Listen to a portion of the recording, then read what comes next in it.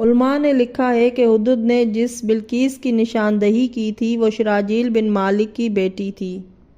جب حضرت سلیمان علیہ السلام حسب معمول اپنے تخت پر بیٹھے اور تمام پرندوں نے آپ کے اوپر سایہ کیا اور آپ اپنے کام میں مشغول ہوئے تو دفتن آپ پر سورج کی کرن پڑ گئی۔ آپ نے سر اٹھا کر دیکھا تو ہدہد کو اپنی جگہ پر نہ پایا۔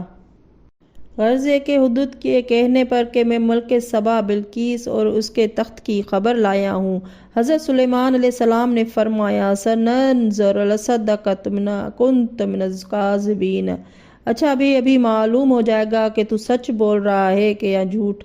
قرآن مجید میں ہے، اور سن میں ایک خط لکھ کر تجھے دیتا ہوں، تو اسے لے جا کر ان کے پاس ڈال دے اور ان کی نگاہوں سے چھپ کر دیکھ کہ وہ لوگ اس خط کے بارے میں باہمی گفتگو کیا کرتے ہیں۔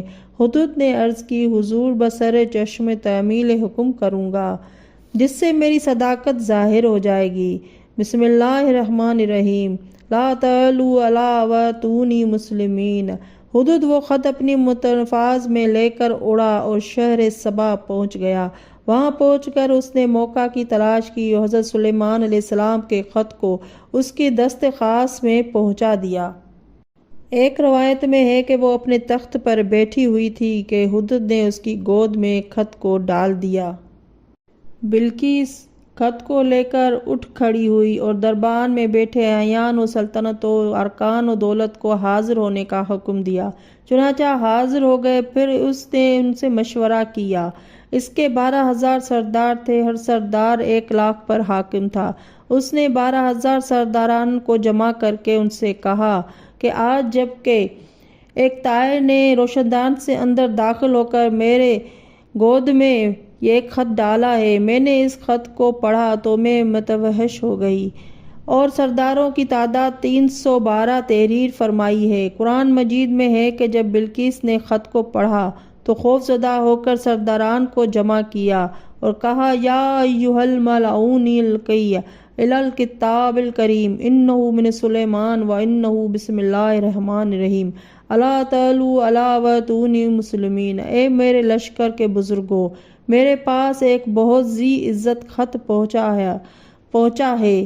وہ خط سلیمان علیہ السلام بادشاہ عظیم کی طرف سے ہے اور اس کی شروع میں بسم اللہ الرحمن الرحیم لکھا ہوا ہے، اور سب سے پہلے یہ تحریر ہے کہ سرکشی و غرور مت کرو، ایمان قبول کر کر میرے پاس تابع بن کر سیدھے میرے پاس چلی آؤ۔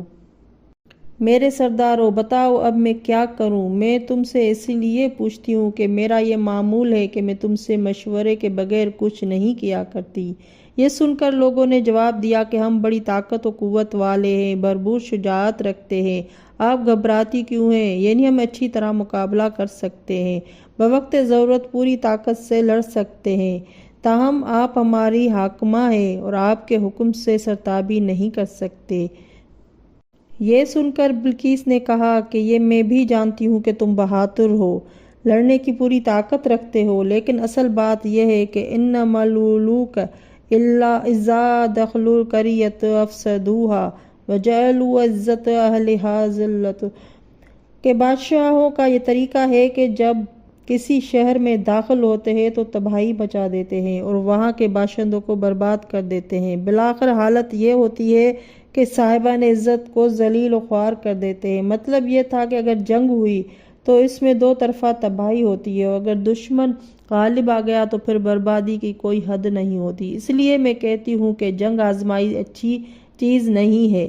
میرا خیال ہے کہ پہلے یہ جانچنا چاہیے کہ آیا سلیمان علیہ السلام صرف بہت بڑے بادشاہ ہیں جن کے تابع فرمان کائنات کی تمام چیزیں ہیں، یا وہ نبی بھی ہے، کیونکہ انہوں نے اولاً تو ایک طائر کے ذریعے سے خط کو بھیجا، ثانیہ انہوں نے دعوت ایمان بھی دی ہے۔ مجھے ان کی نبوت کا شبہ اس لیے ہو رہا ہے کہ انہوں نے دعوت ایمان دی ہے، اگر صرف بادشاہ ہوتے تو وہ صرف سلطنت پر قبضہ کرنے کا عزم کرتے، ایمان کی طرف دعوت نہ دیتے۔